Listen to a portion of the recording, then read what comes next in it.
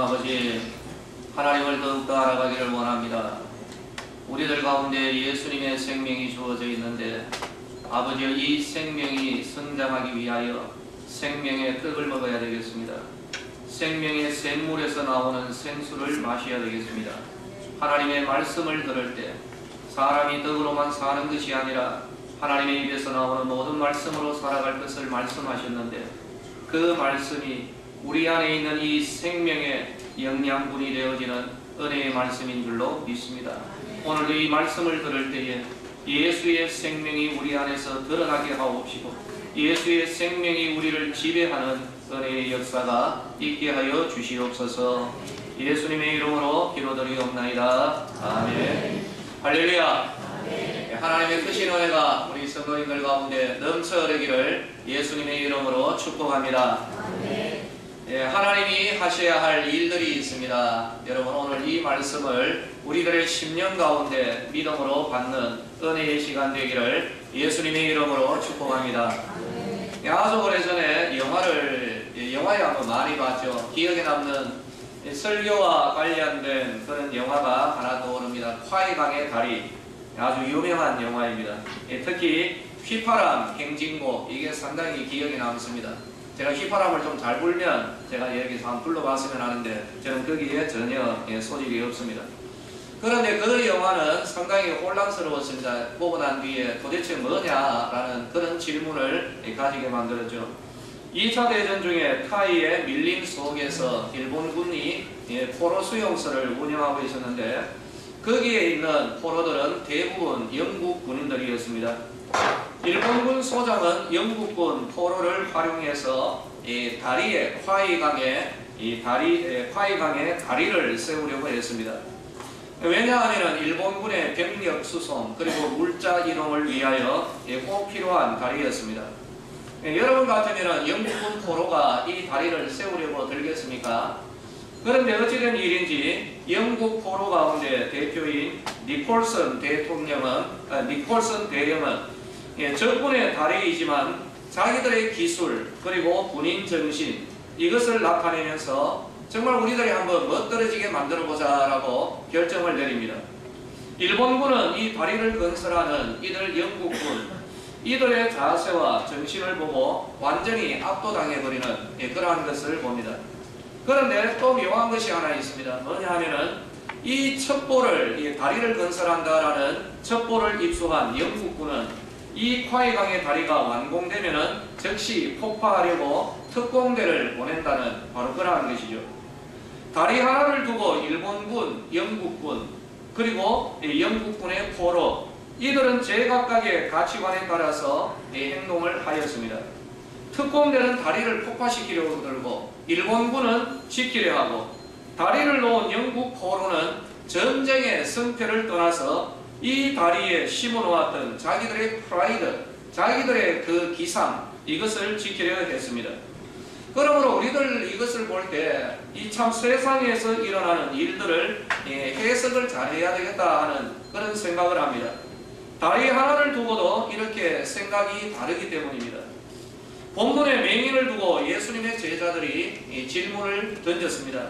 예수님, 이 사람이 맹인으로 태어난 것은 누구의 죄로 인함입니까? 부모의 죄 때문입니까? 자기의 죄 때문입니까?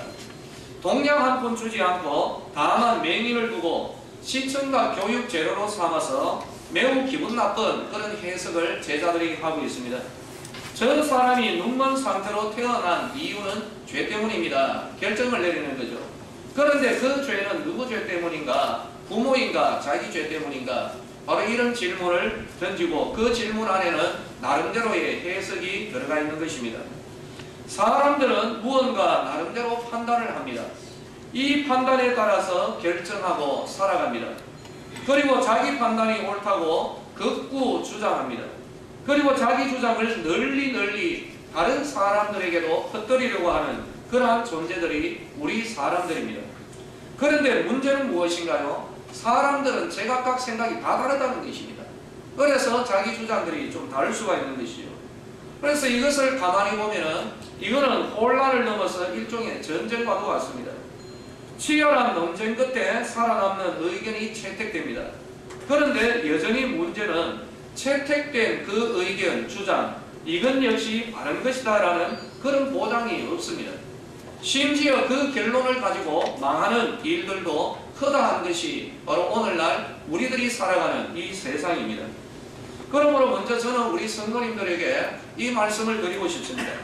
이 세상에 어떤 규칙이나 정당성이 있는데 이 세상에는 이러한 것들을 뛰어넘는 원리가 있다는 사실을 우리는 알고 이것을 이해해야 됩니다. 오늘 이 말씀 가운데 저는 욥기를 좀 많이 인용하게 될 것입니다. 욥기서는 42장 가운데 30장 이상, 한 34장 이것이 논쟁입니다. 말다툼이라는 것이죠. 그것도 헛발질하였던 논쟁이었습니다. 욥이 말하는 내용은 이것이죠. 내가 왜 이런 재난을 겪어야 됩니까? 저는 그만한 죄를 지은 적이 없습니다. 나는 한다고 했습니다. 세상에 악한 자들이 얼마나 많습니까? 그런데 내가 왜 이런 비참한 일을 겪어야 합니까? 하나님, 나는 억울합니다. 이것이 바로 욥의 주장이었습니다. 그러면서 하나님이 자기에게 사과하고 일들을 바로 잡아주기를 원합니다. 그런데 친구들은 또 생각이 달랐습니다. 이들은 위로가 아니라 욥을 찾아와서 염장을 지르고 있습니다. 네가 무슨 죄가 있어? 그러니 지금 이 상태야. 네가 아무리 의롭다고 해도 숨겨놓은 죄가 있기 때문에 네가 지금 이렇게 된 거야. 이렇게 욥기서가 42장인데요. 그 가운데 34장 여기에 걸쳐서 치고 받고 싸우는 것, 이것이 바로 욥기서의 대부분의 내용입니다. 우리 성도님들에게 한번 질문을 던져볼까요? 여러분들은 욥이 받은 재난에 대하여서 어떻게 생각합니까? 우리는 이미 욥기서를 알기 때문에 그 결론을 알죠. 그렇다면 우리 성도님들 맹인으로 태어난 사람에 대하여서는 어떻게 생각하고 있습니까? 죄인입니까? 아니면 이들은 억울합니까? 아니면 또 다른 의견을 여러분 가지고 있습니까? 우리는 여기에 대하여서 하나님의 말씀을 가져야 됩니다. 욥의 경우에 하나님은 욥의 친구들을 책망합니다. 결국 하나님께서 그들 가운데 임재하시고 하나님이 개입하시는 것이죠. 그래서 욥의 친구들에게 대하여 너희는 욥보다 정당하지 못하다. 욥에게 사과해라. 하나님이 지시를 내리죠. 그런데 그렇다고 해서 하나님이 욥을 칭찬하셨습니까? 그렇지도 않습니다. 그러면서 하나님은 욥의 뒤통수를 때립니다. 야, 조용해! 라고 탁 때려버리죠. 욥도 책망하셨습니다. 그러면 결국 무엇입니까? 둘 다 흑발질하면서 34장에 걸쳐서 쓸데없는 논쟁을 했다는 거죠. 욥의 친구들을 책망합니다. 욥도 뒤통수를 때려버립니다. 야, 조용해! 라고 하나님이 말씀하는 거죠. 왜 그렇습니까? 예를 제가 하나 들어보려고 합니다. 동네에 가면은 마트, 동네 구멍가게가 있죠, 그죠? 슈퍼의 주인이 이 바깥에 보면은 이 동네 사람들 좀 쉬어가라고 평상을 깔아놓습니다. 그날 이 동네 주인이, 가게 주인이 거기에서 혼자 앉아서 이제 화투치기 자기 혼자서 팻댄다고 합니까? 뭐 하여튼 그런 거 하고 있는 거죠.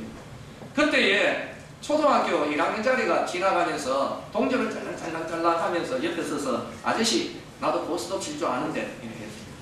그래서 이 어른이 앉아 그래서 둘이서 1점에 100원짜리 고스톱을 쳤습니다. 고스톱을 쳐가지고 어른이 5점을 놨습니다.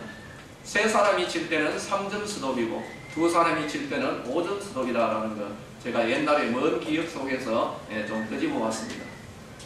모르는 척 하지 마십시오, 여러분. 하시면서. 그래서 어른이 5점을 놨으니까 스톱해서 이겼다라고 했습니다. 어른이 말합니다. 500원 내놔라고 하니까 애는 못 줘요. 1점에 100원이고 내가 5점을 냈으니 너는 나에게 500원을 줘야 한다. 내놔라고 합니다. 아이는 말합니다. 그런 거 없어요. 그리고 이 아이는 다시 쳐요라고 합니다. 어른은 말합니다. 돈부터 먼저 내고 치자. 아이는 안 돼요. 다시 쳐요. 돈부터 내놔. 그렇게 안 줘라고 한번 윽박을 지르니까 그 아이는 앙 하면서 울어버립니다. 가게 안에서 그 아내가 나와서 이 광경을 봅니다. 뭔 일이요?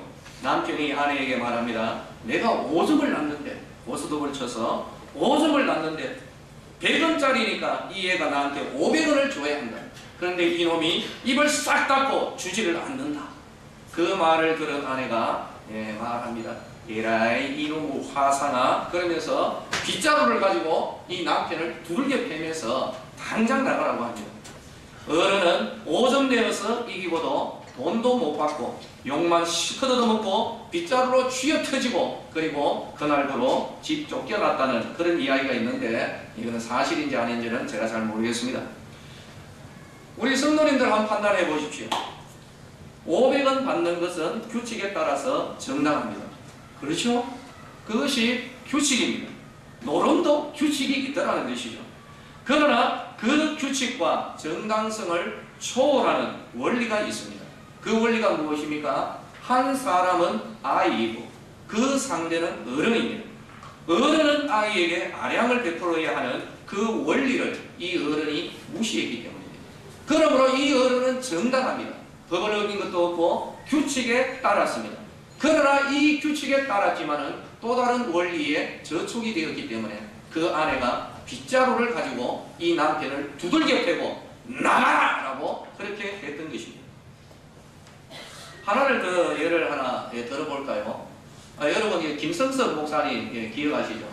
그리고 거기에는 3명의 자녀가 있었습니다. 아들 2에 밑에 딸 하나. 그런데 그 2 아들이 보면은 상당히 개부졌습니다. 보통 아이들한테 가서 야 오늘 한번 뚜까라고 제가 이렇게 하거든요. 그러면 보통 아이들은 싫어요 라고 하면서 삐쳐나가는데, 야 오늘 한번 됐나라고 이 애들한테 가면요 바로 됐다라고 하면서 한 대 팍 날라오거든요. 제가 운동신경이 좀 좋기 때문에 제가 피했지, 안 그러면 이렇게 진짜 이쪽을 향해서 됐다라고 하면서 바로 이렇게 날아오는 정말 대단한 그런 형제지간이었습니다. 2분 다시 한부자라는 말은 안 합니다. 그런데 어느 날이었습니다. 여러분들이 보니까 수요일이었는데요. 좀 일찍 옵니다. 주차장에서 둘이서 배드민턴을 치고 있어요. 보니까 이거 완전히 이런 말씀 드려서 좀 못합니다만은 이것 외에 어울리는 표현을 내가 못 찾았습니다. 개판이었습니다. 싸우는 거예요. 한번 쳐놓고 싸우고 뭐 서로 잘했다 하고 하는 거예요. 이걸 가만히 보고 있다가 제가 해서는 안 될 짓을 했습니다. 내하고 한번 치자. 그래서 한 놈은 심판을 보고 저하고 이렇게 배드민턴을 쳤습니다. 해서는 안 될 짓에 제가 잠시 정신이 좀 나갔던 것 같습니다. 시합하자.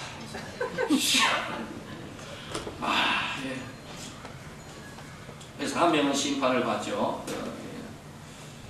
근데 참 이상한 일이 벌어졌습니다. 조금 전까지만 해도 2 형제지간에 죽일 듯이 싸우던 놈들이 아이고 내하고 치니까 둘이서 돌돌 뭉치는 게 있죠. 세상에 편파 판정의 점수를 내가 그 자리에서 봤습니다. 아주 불리했습니다. 약이 살살 오르기 시작했습니다. 속으로 생각했습니다. 그래도 내가 질 수야 없지 하면서 정신 바짝 차리고 쳤습니다. 마지막이었습니다. 제가 한번 정말 정신을 다 해가지고 원샷, 승리의 원샷을 팍 날렸습니다. 안에 팍 꽂혔습니다. 이겼는데 심판은 아우! 그러더니 그 놈은 내하고 치던 놈은 배드민턴 채 확 날리면서 둘이서 하이파이브를 탁 이겼다!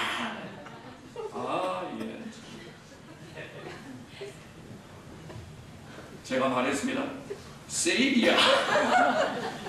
이분들이 말합니다. 아웃이에요. 심판이 아웃이라고 하는데. 제가 여러분 과연 어떻게 해야 되겠습니까? 억울합니다.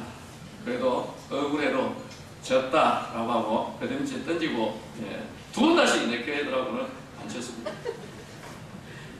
왜 그럴까요? 만약에 그 광경을 우리 장로님들께서 보셨습니다. 제가 억울하다고 장로님 제가 분명히 이 안에 들어갔거든요. 근데 이놈들이 이겼다고 합니다. 장로님 판단 좀 해주십시오. 장로님은 저에게 이런 말씀 하실 겁니다. 목사님 정신 차리십시오.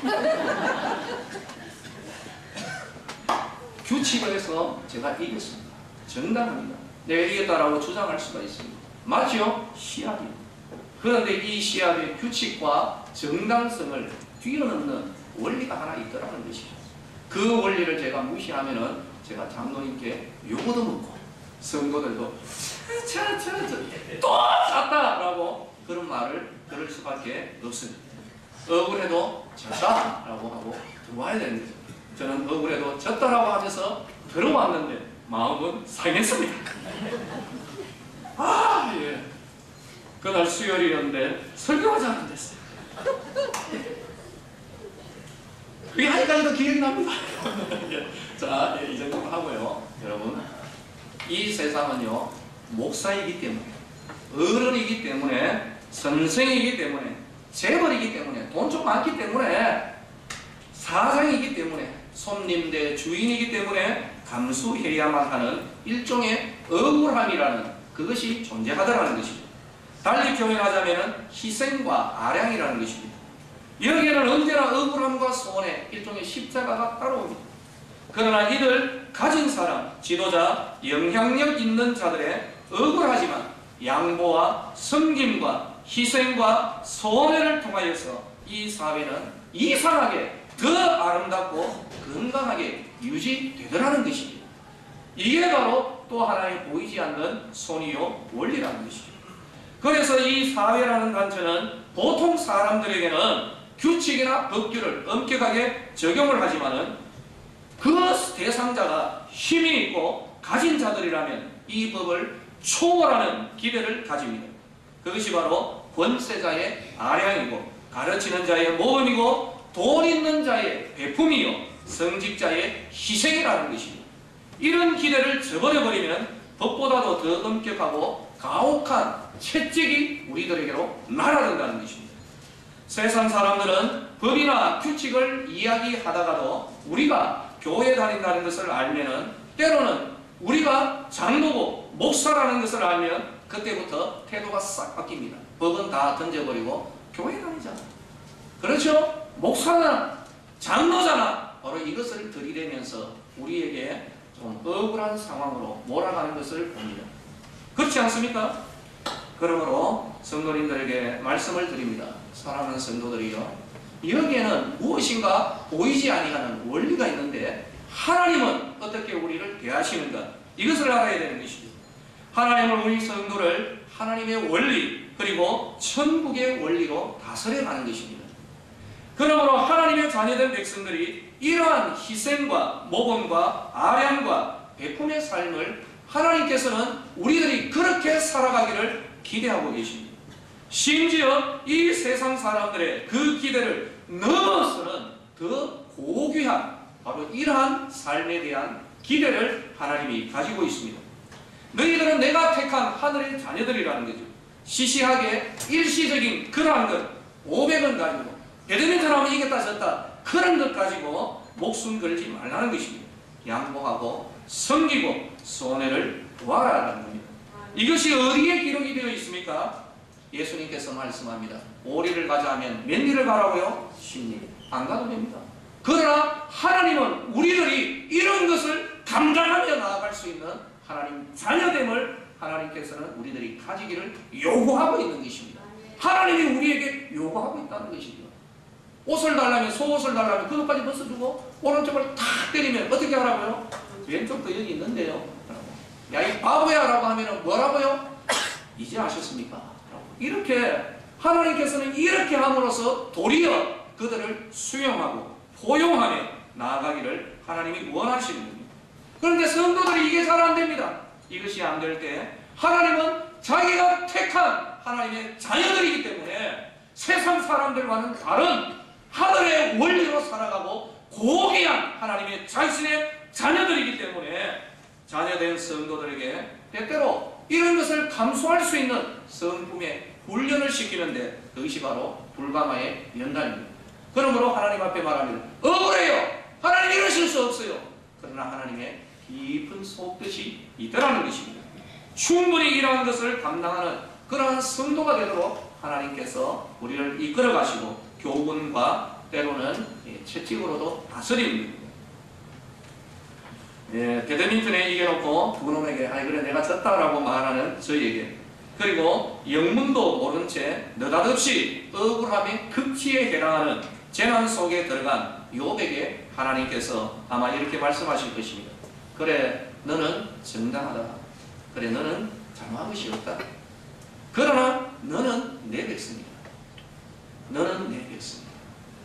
나는 너에게 기대하고 요구하는 바가 있다는 것이죠.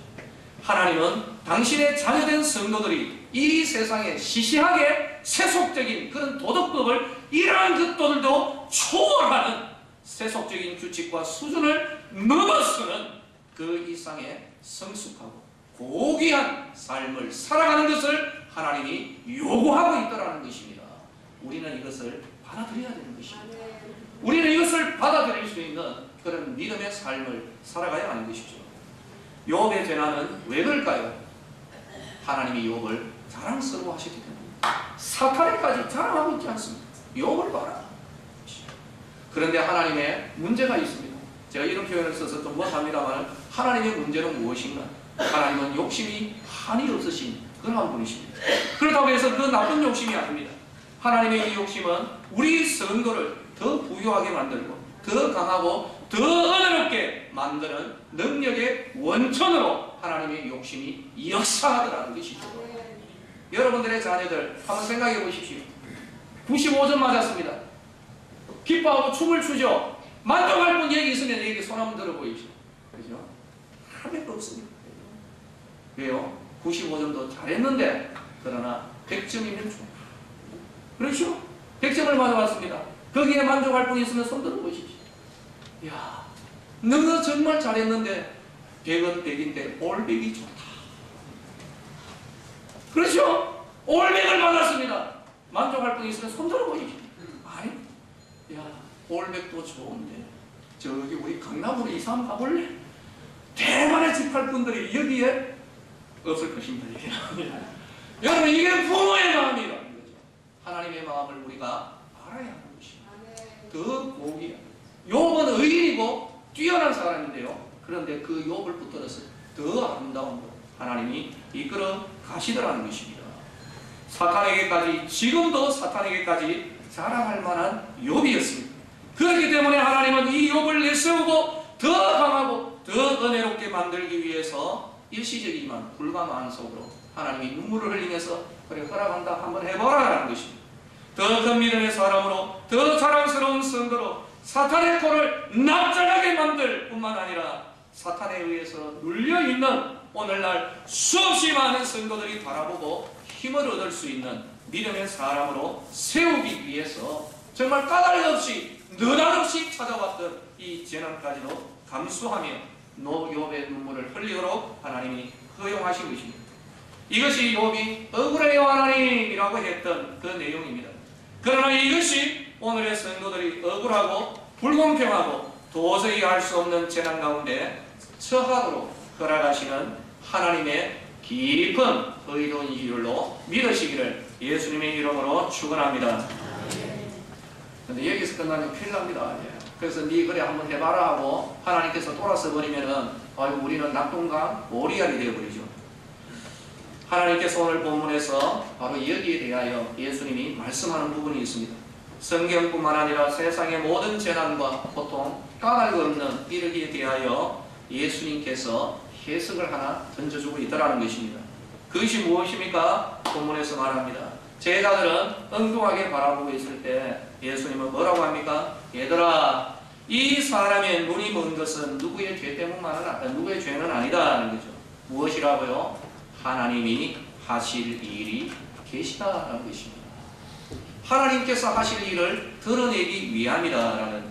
여러분 오늘 이 말씀을 우리가 좀 믿음으로 붙들고 묵상해야 됩니다. 하나님은 어떤 분이십니까? 이 맹인을 온전하게 해서 출생케 하실 수도 있었던 하나님이 전능하신 하나님입니다. 눈 두 개 그냥 이렇게 아이고 뭐 실수로 해서 눈 두 눈 멀게 해서 보낸 하나님이 아니라는 것이죠. 부족한 부분이 있는 그대로 보냈습니다. 하나님이 얼마나 가슴이 아팠겠습니까? 여러분 한번 생각해 보십시오. 욥을 건드리는 사탄을 제 같으면요 정말 내가 정말 신뢰하고 아끼는 그런 심령들이 있을 때 누가 건드리면요 제가 번개를 내릴 수 있으면 번개로 그냥 팍 때려가지고 피카츄 그렇게 팍 만들어버리고 제가 그렇게 할 겁니다. 그런 권능의 하나님이십니다. 그러나 하나님은 이 세상의 수준을 넘어서는 더 고차원적이고 아예 차원이 다른 길로 다니는 그러한 사람, 더 거룩하고 더 은혜로운 길을 열어주기 위하여서 그늘과 어두움과 재난을 허락하신 것이죠. 그런데 여전히 해결해야 될 문제가 하나 남아 있습니다. 맹인의 눈은 어떻게 합니까? 하나님, 욥이 그렇게 비참하도록 허용하셨는데 하나님 이거 어떻게 하실래요? 우리는 여기에 대하여서 여전히 의문을 가지고 있습니다. 거기에 대한 답이 오늘 본문의 사건입니다. 그것은 바로 하나님이 하셔야 할 일이다 하는 것입니다. 재난을 허락하신 하나님이시기 때문에 눈먼 채로 보내신 하나님이시기 때문에 그 부분은 하나님이 하셔야 할 일이라는 것입니다. 그 사람을 맹인으로 보내신 바로 그 하나님, 실수로 눈을 뗀 것이 아니고 하나님의 선하신 의도를 가지고 있는 표시요 흔적이기 때문에 하나님께서 그 맹인에게 하실 일이 있다라는 것, 이것이 본문의 내용입니다.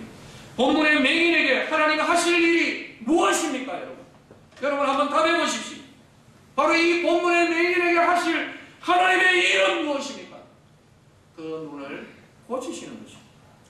부족한 부분을 채우는 것입니다. 이 사람이 안전맹이였다면 태어나면서도 그럴 수 없는 그러한 자였다면 그러면 그 사람에게 하나님 하실 일은 무엇입니까? 하나님께서 치유하고 회복하시는 것입니다. 오늘 우리는 이 사건으로 영의 눈을 떠야 됩니다. 인생의 재난에 대한 시각에 전환이 있어야 됩니다.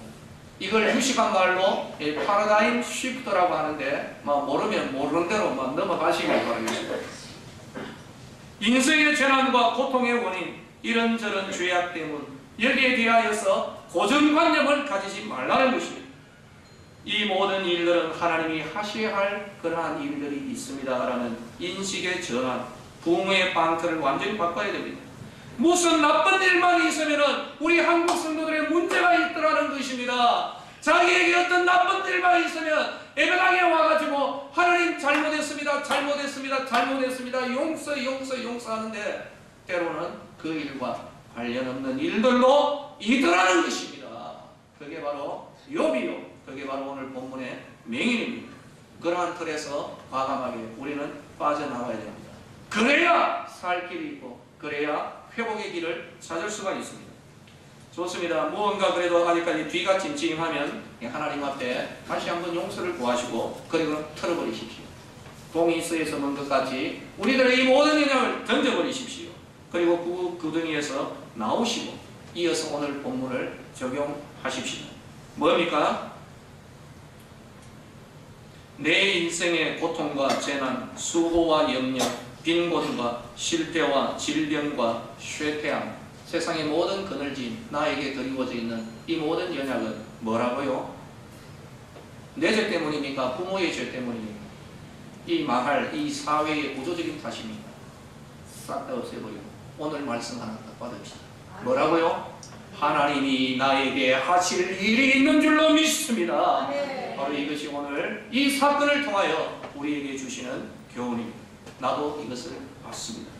맹인뿐만 아니라 나에게도 부족한 부분이 있고 여러분들에게도 부족한 부분이 있고 채워져야 할 부분이 있고 올바르게 바르게 잡혀져야 할 그러한 부분들이 있습니다. 여러분, 그러한 일들에 대해서 어떻게 해요? 오늘 본문에 말씀 한 구절 붙들자는 것입니다. 뭡니까? 이것은 하나님이 나에게 재난을, 부족함을, 비뚤어짐을 허락하신 이유는 하나님이 나에게 하실 일이 있기 때문인 줄로 주님 제가 믿습니다. 바로 이런 인식의 전환을 가지자는 것입니다. 믿으면 하나님의 영광을 볼 것입니다. 하나님이 하셔야 할 일들에 대한 기대와 거룩한 설레임을 가지십시오. 하나님이 하셔야 할 일들이 있다라고 하셨으므로 요한복음 5장 17절을 우리들이 참조합니다. 예수께서 그들에게 이르시되 내 아버지께서 이제까지 뭐 하시니? 일하시니 나도 일하고 있다. 하나님은 지금도 일하시는 분이십니다. 어디에서 어떤 일을 하고 계실까요? 본문의 사건과 다시 한번 연결시키십시다. 적어도 확실한 것 한 가지는 이것입니다. 뭡니까? 완벽한 데는 일할 것이 없습니다. 동의하십니까? 완벽한 데는 하나님께서 하실 일이 없습니다. 그러면 지금도 일하시는 하나님이 어디에서 하나님이 일하실 것입니다. 태어날 때부터 눈먼 자, 살아가면서 깨져버린 자, 부족한 자, 병든 자, 고장난 인생, 망가진 내 삶, 실패. 이것이 바로 하나님이 하셔야 할 일들의 영역임을 믿으시기를 예수님의 이름으로 축원합니다. 믿음으로 받읍시다. 여러분, 말씀을 맺습니다. 세상 모든 일들에 대하여서 제각각으로 생각하고 판단하는 이 세대 가운데서 우리는 예수님 말씀 받아야 됩니다. 그렇지 않습니까? 그 누구 다른 말, 저는 세상의 권위자라고 해도 참조만 하지, 그죠? 여러분, 그렇다고 너무 무시할 필요는 없는데요. 그냥 그거는 참조 사항입니다. 그러나 그보다 그 위에 있는 것은 주님의 말씀입니다. 주님의 이 말씀에, 오늘 이 말씀을 우리 마음에 새겨야 되는 것이죠. 적어도 하나님을 사랑하는 자, 그 뜻대로 부르심을 입은 자들에게는 모든 것이 합력하여 선을 이루시는 그 하나님, 바로 그 하나님께서 오늘 이 자리에 앉아있는 우리 성도들 가운데 고장나고 조각난 인생이 있다면 하나님께서 그거 내가 할 일이야 열어드리십니다. 여러분이 영을 여십시다. 그럼 이제는 이 말씀에 의해서 하나님이 나를 찾으시도록 찾으실 필요가 없습니다. 하나님이 찾으셨습니다. 그럼 어떻게 할까요? 우리의 마음을 열고 오시옵소서. 예, 참 이용도 목사님 제가 잘은 모르는 분입니다만은 일제시대 때에 그분이 기도를 이렇게 드렸습니다. 구라파 유럽의 교회가 다 무너지는 정말 쇠속가로 완전히 무너져가는 그때에 이용도 목사님 드렸던 기도이거든요. 구라파에 무너지는 그 가운데서 이제는 다 무너지셨고 하나님 그곳에 그 한 곳이 넘는 줄로 믿습니다. 그러므로 하나님이여 오시옵소서. 이 아시아로 오시옵소서. 우리에게로 오시옵소서. 저희에게로 오시옵소서. 그런 기도를 올려드렸다라고 하네요. 사랑하는 성도들이 오늘 말씀 하나님께서 하실 일을 드러내려 하시는 우리의 삶의 그 부분들이 우리에게는 있습니다. 우리의 마음을 여십시다. 하나님을 이미 계시는 하나님이시지만 다시 한번 초청하십시다. 오시옵소서. 그리고 하나님 하실 일 하나님께서 행하시고 주여 온전히 저를 온전케 더 아름답게 주님 가꾸어 주시옵소서. 믿으시기 바랍니다. 믿으면 하나님의 영광을 볼 것이고 하나님의 일들이 우리에게서 나타나게 될 것입니다. 믿으시면 아멘 하시기 바랍니다. 기도하겠습니다. 하나님 아버지, 눈이 먼 채로 이 세상에 태어난 사람을 봅니다. 어찌 그 한 사람만 억울하고 또 어찌 그 한 사람만 비참하겠습니까? 어찌 이 세상에 부족함이 없겠고 어찌 이 세상에 그늘짐이 없겠습니까? 우리에게 이제는 인식의 전환이 있어야 되겠습니다. 아버지여, 바로 그 부분은 하나님께서 하셔야 할 일들임을 예수님께서 말씀하셨습니다. 오늘 우리 성도들을 찾으시기를 소망합니다. 고장난 인생들도 있으리라 생각합니다. 조각난 삶도 있으리라 생각합니다. 여러 가지의 실패와 그리고 그 마음속에 아픔 또 여러 가지의 상황이 있으리라 믿습니다. 마음의 문을 열고 이 모든 것을 온전케 하시는 하나님을 찾게 하시고 하나님께서 하셔야 할 그 일들을 행하여 주시옵소서. 오늘 이 말씀을 믿음으로 받게 하시고 믿음으로써 하나님 영광을 보게 하여 주시옵소서.